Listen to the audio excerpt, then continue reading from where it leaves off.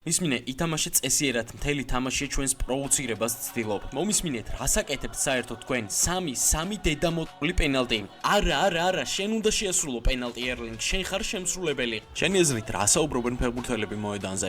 რასა ჩურჩულება მწვრთნელი მსაჯს, ან რასეუბნება კაპიტანი თანაგუნდელებს გადამწყვეტ მომენტში?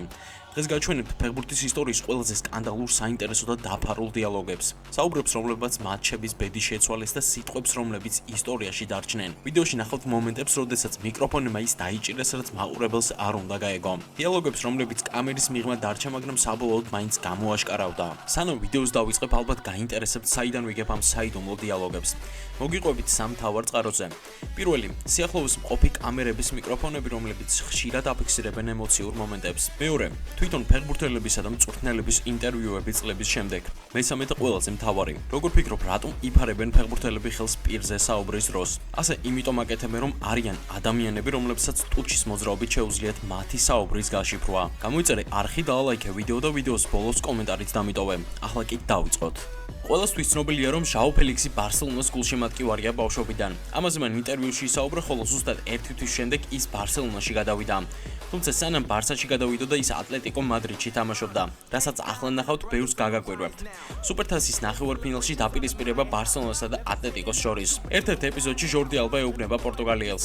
ეს აღარ გააკეთო ბავშვო. ეთყობა რაღაც არ ეცემონა ესპანელს, რადგან ფელიქსი არ დაჯერიმებულა იმ კონკრეტულ მომენტში. 30 წუთის შემდეგ გაისმა სასწვენი და პირველი ტაიმი დასრულდა. აქ კი უკვე ძალიან დაცხა, რადგან კატალონიელების კაპიტანმა ლიონელ მესიმ გადაწყვიტა, რომ ეჩვენებინა თუ როგორ უნდა ელაპარაკოს უფროსებს. მისმინე ითამაშე წესიერად მთელი თამაში ჩვენს პროვოცირებას ცდილობ. და მერე რა პრობლემაა? უპასუხა პორტუგალიელმა. მოედნიდან გასვლის მომენტში ჟურნალისტებმა ასევე დააფიქსირეს საუბარი მესისა და ბრაზილიელ რენან ლოუდს შორის. რა მოხდა?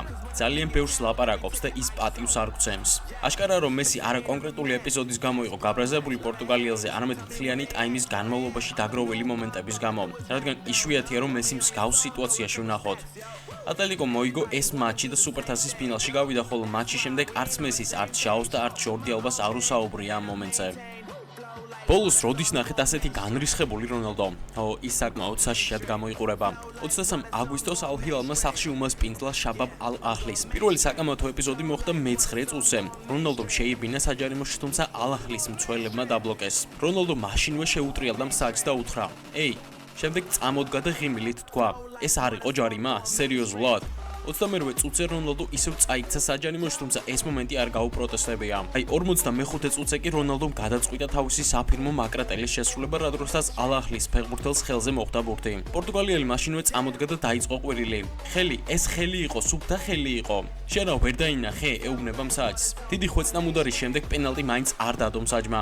რამოდენიმე წუთში ტაიმის მიწურულს რონალდო საკმაოდ ეფექტურად შერბის საჯარიმოში და დამეთანხმებით, რომ ეს მართლაც ულაპარაკოდ პენალტია. მცველი ბურთს არც კი შეხებია და მსაჯს შეეძლო პენალტი თამამად დაენიშნა, თუმცა არ დანიშნა.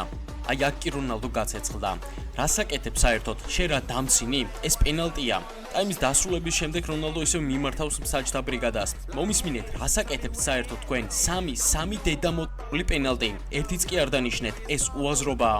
საბოლოოდ გაცეცხლებული პორტუგალიელი გაეშურა გასახდელისკენ, სადაც მთავარ მსაჯს ეუბნება. „ჰეი, გაიღვიძე!“ ხოლო იქვე მდგომ ერთ-ერთი გუნდის წარმომადგენელს, რომელსაც უბრალოდ სელფი უნდა და ხელი კრა. ეს მართლაც უაზრო მომენტები იყო და გასაგებია მისი ეს ემოციებიც. შეგახსენებთ, რომ საუდის არაბეთის ლიგაში ვარის სისტემა მოქმედებს, თუმცა როგორც ჩანს, ვერცერთ ეპიზოდში 3-დან ვერ დაინახეს დარღვევა და ერთხელაც არ გადაამოწმეს ეპიზოდი. თქვენთან მაქვს ერთი კითხვა. რამდენს გახსოვთ ეს ლეგენდარული ვიდეო და რამდენმა იცოდით, რომ ეს მატჩი თბილისში ჩატარდა? კი, ეს საქართველოს დროშაა და კი, ეს მატჩიც თბილისში ჩატარდა 2015 წელს. ესპანეთის სუპერთასისთვის ბრძოლა სევილიასა და ბარსელონას შორის. თუმცა ახლა ამაზე საუბარს არ ვაპირებ. მაღალ ბურთზე ბრძოლის დროს პიკესა და ჩირო იმობილეს შორის პიკეს სახეში ხვდება ხელი და მაშინვე სისხლი მოსდის ცხვირიდან. მსაჯმა ჯარიმა დანიშნა, თუმცა პიკე უკმაყოფილო იყო, რადგან იტალიელს გაფრთხილება არ მისცა და მსაჯის მიმართულებით ყვიროდა. „რა, სერიოზულად? ეს არ დაგინახავს ხო? წადი შენი!“ პიკეს სამედიცინო დახმარება ჩაუტარეს მაშინვე და ფეხზე წამოდგა თუ არა მსაჯთა ბრიგადის მიმართულებით დაიწყო ყვირილი. 6 და ვერავინ დაინახეთ ხო? 6 მსაჯი ხარ და ეს ვერ დაინახეთ? რა ჯანდაბაა, კარგი რა. პიკეს ხმა იმდენად კარგად ისმოდა, რომ მისი გარჩევა თუ რა საუბრობდა მარტივი იყო. უბრალოდ მოусმინეთ.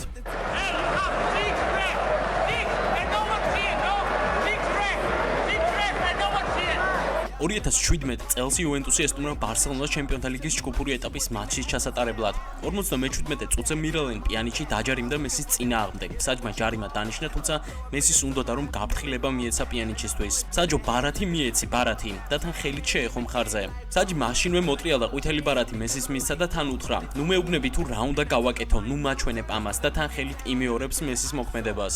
ახლა აქ რა ხდება? საჯს მესის გაგდება თავისუფლად შეეძლო, რადგან ფიზიკური შეხებამ საჯთან არა მარტო გაგდებას, არამედ 3-დან 12 მატჩამდე დისკვალიფიკაციასაც ითვალისწინებს.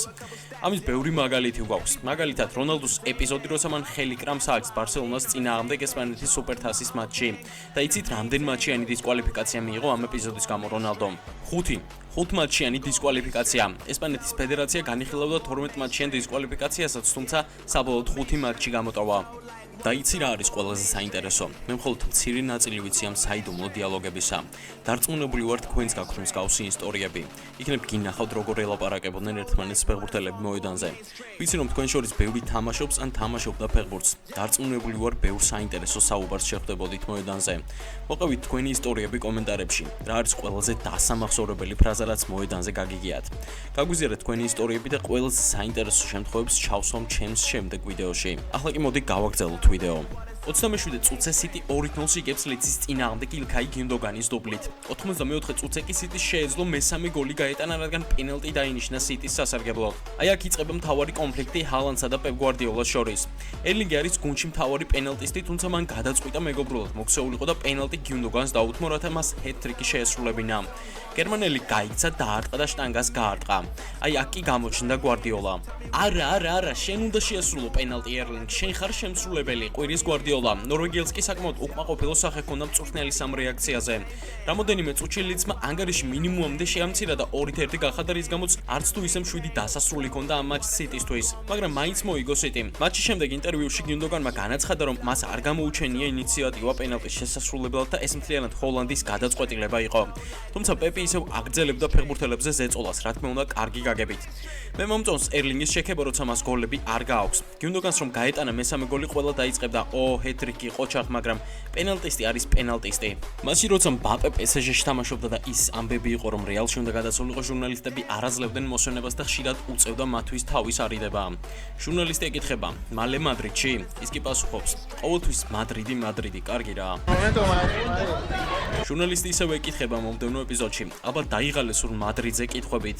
El Madrid. Al Madrid. Por favor.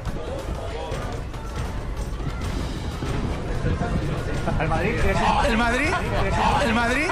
El Madrid. რა თქმა უნდა, ეს მხოლოდ მცირე ნაწილია იმ ისტორიებისა, რომლებიც მწვანე მოედანზე ხდება. ყოველ მატჩში, ყოველ წუთში იქნება ახალი დიალოგები, ახალი ისტორიები და ზოგიერთი მათგანი შესაძლოა ჩვენს მომდევნო ვიდეოში მოხვდეს. მე კი დაუბრუნდებით ძიებას, რათა თქვენთვის კიდევ უფრო საინტერესო ისტორიები მოვიძიო. თქვენ კი არ დაგავიწყდით გამოიწეროთ არხი, ჩართოთ შეტყობინებები, რომ არ გამოტოვოთ მომდევნო საინტერესო ეპიზოდები. მადლობა, რომ ჩვენთან ერთად იყავით და შევხვდებით მალე ახალ ვიდეოში.